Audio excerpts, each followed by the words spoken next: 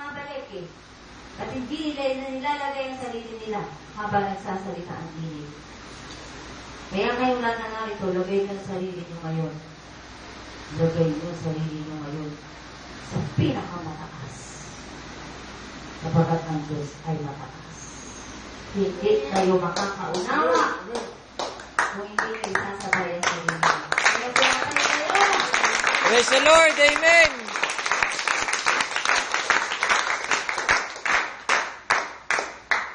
Nilagay ang isip, pati na ang lahat-lahat. Pati ang kamay, ang paa, pati buhok.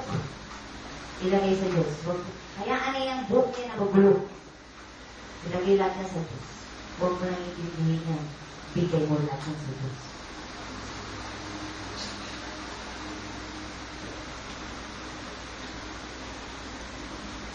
Sino ang hindi nakakakilala sa Diyos? Nasa kamay. Sino ang hindi pa nakakakilala sa Diyos?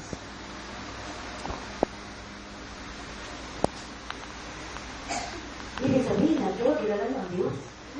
Praise the Lord! Amen!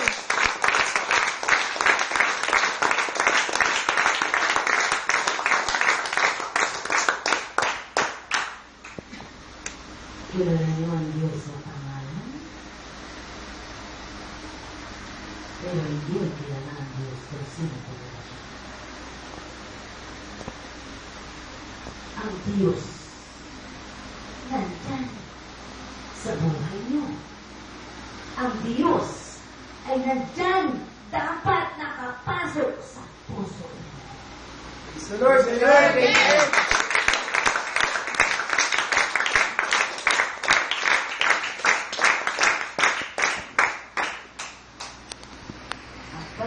Diyos ay siyang nakahari sa buhay. Pero hindi. Kilala nyo nga ang Diyos sa pangalan lang sapagkat na nag-ahari sa buhay mo ay kayo. Ang inyong pagiging tao. Ang inyong kataasan ng kalooban.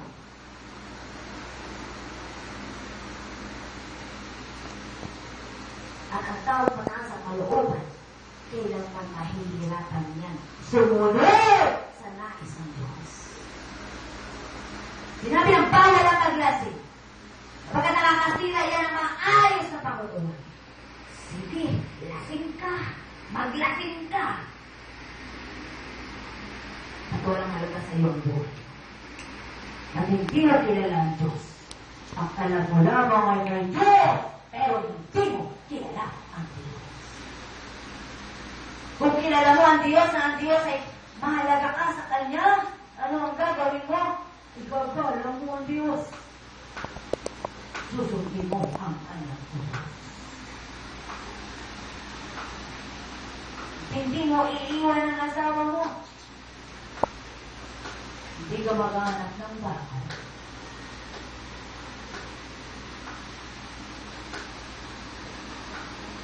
Sa oras ang bansang ito, sumali sa kaguluhan ng ibang bansa. Sa oras ang bansang ito ay hindi manindigan sa utos o salita ng Diyos.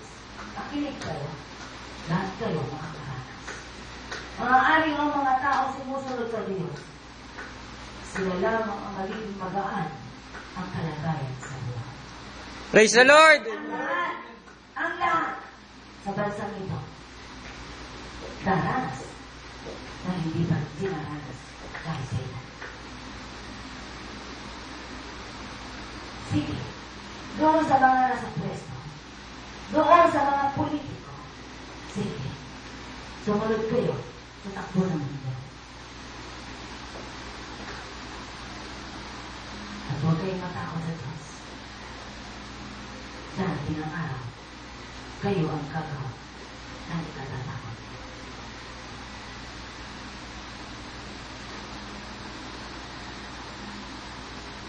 At ano man ang mangyari sa batas na yan,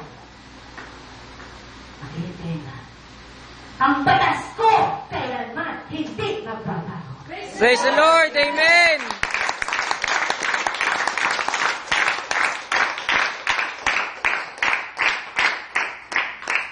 Kaya ang kabataan, kanana, para dalhin niyo sa inyong buhay.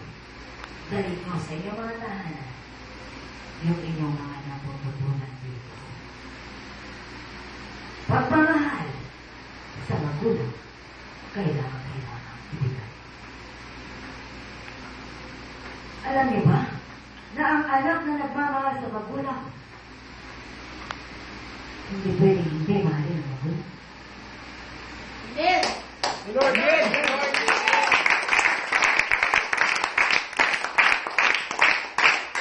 Ang anak na minamahal ng magulang, ibibigay ng magulang ang lahat ng ikasasaya ng anak niya. Sapagkat mahal mo Praise the Lord. Amen.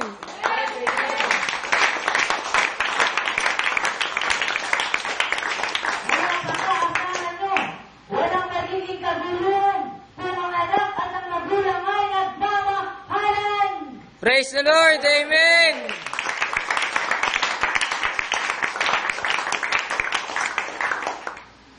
Hanggang salita lang ba yun?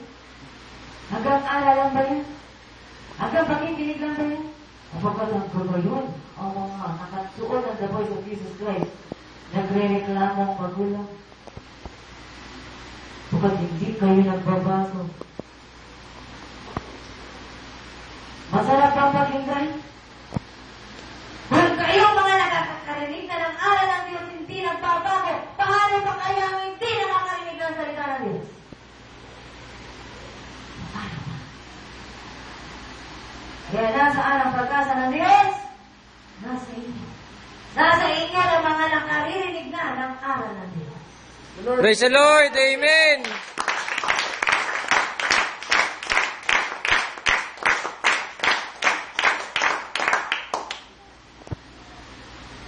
Titingnan ko. Ngayon, ang relasyon ng anak sa magulang. Kapag sinabi ng magulang, bakit ba punta ka ng punta? Sabihin mo ang ganda. Bakit ka pumupunta sa gawain ng Diyos? Sino ang pinupuntahan mo sa gawain ng Diyos? At ano ang unang pinakamahalagang oras? Kapag nasabi mo yan, ng maayos, at hindi ka pa rin pinakinggan ng magulang mo, Diyos na ang bahala sa magulang mo. Praise the Lord. Amen.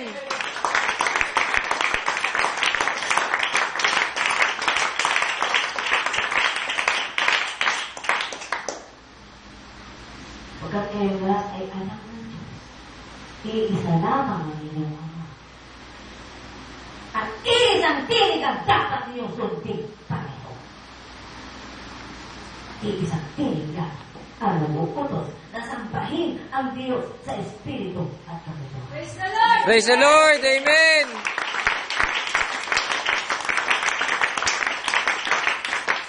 At ano ang katotohanan?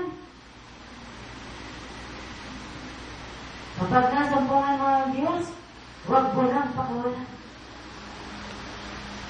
Kung nasa ng tinig, nandun ka rin. Kung ano ang punos ng tinig, nandun at susunod ka rin. Kaya mga magulang na hindi pa tinatanggap ang tinig ay problema ng anak na nakarinig na sa tinig.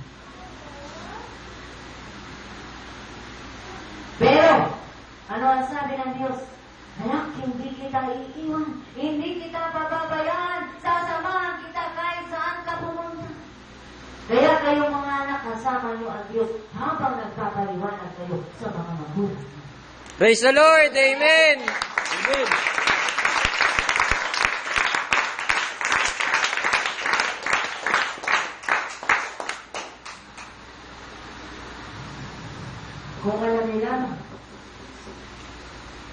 Kung alam nila na walang halaga ang lahat ng bagay. Isa lang ang halaga. Yan ay kapag nasumpungan nyo, huwag nyo lang pakawalan pa. Namang makita nyo ang Diyos. Nang mahukay ninyo ang paghahari ng Diyos, huwag nyo lang pakawalan pa. Kapag ang Diyos ay nasa puso nyo na, nagahari na ang Diyos sa buhay nyo, kayang-kaya nilang ipaglaban ng Diyos. Praise the Lord. Amen.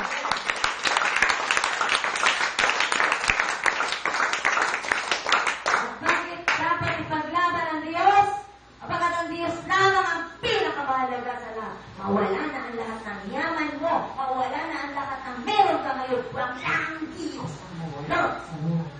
Praise the Lord. Amen.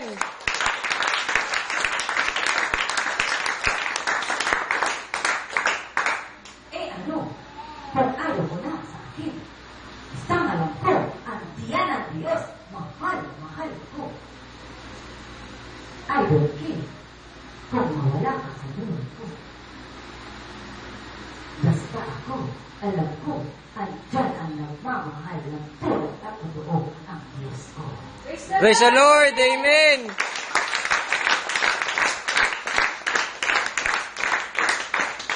Kaya kayong lahat na nakasusumpong dito, lalo na ang mga regular member ng The Voice of Jesus Christ. Simple lang, wala man kayong nakitang material o financial sa lingkod ng Diyos. Pagkatandaan niyo, nakabaon na ang faith ng babaeng ito sa Diyos. Nakabaon na at wala nang pwede pumukay pa. Praise the Lord. Amen.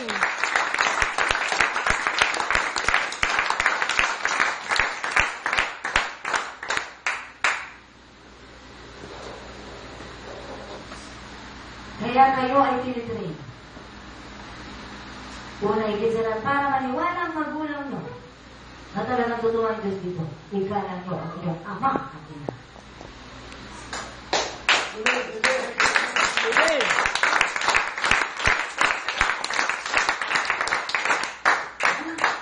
Walang magulang na gugustuhin na siya ilalabas tanganin ng kanyang anak. Walang magulang na gugustuhin ang kanyang anak na palasabog. Walang magulang na gugusto sa mga anak na pagod ang ugali. E para gustuhin kayo ng magulang nyo, anong gagawin nyo? Love them. Love them! Praise the Lord. Amen.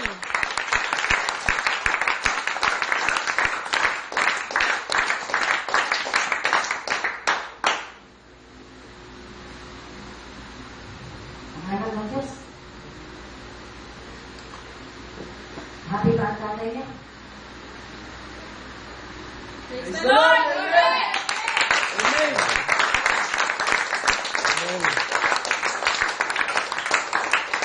Kaya ngayon, dapat yung isipin. Kailangan maging happy ang tatay ko.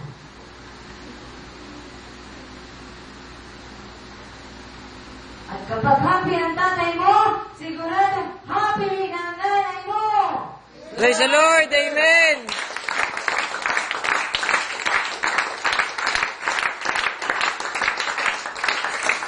Ang tatay na happy, gagawin din niya happy. Kaya kasama. Kaya siguraduhin niyo kayo mga anak para hindi na maghanap ng ibang happiness ang inyong tatay sa labas. Na lahat ng tahanan dapat makikita ang true happiness. Praise the Lord. Amen. The Lord.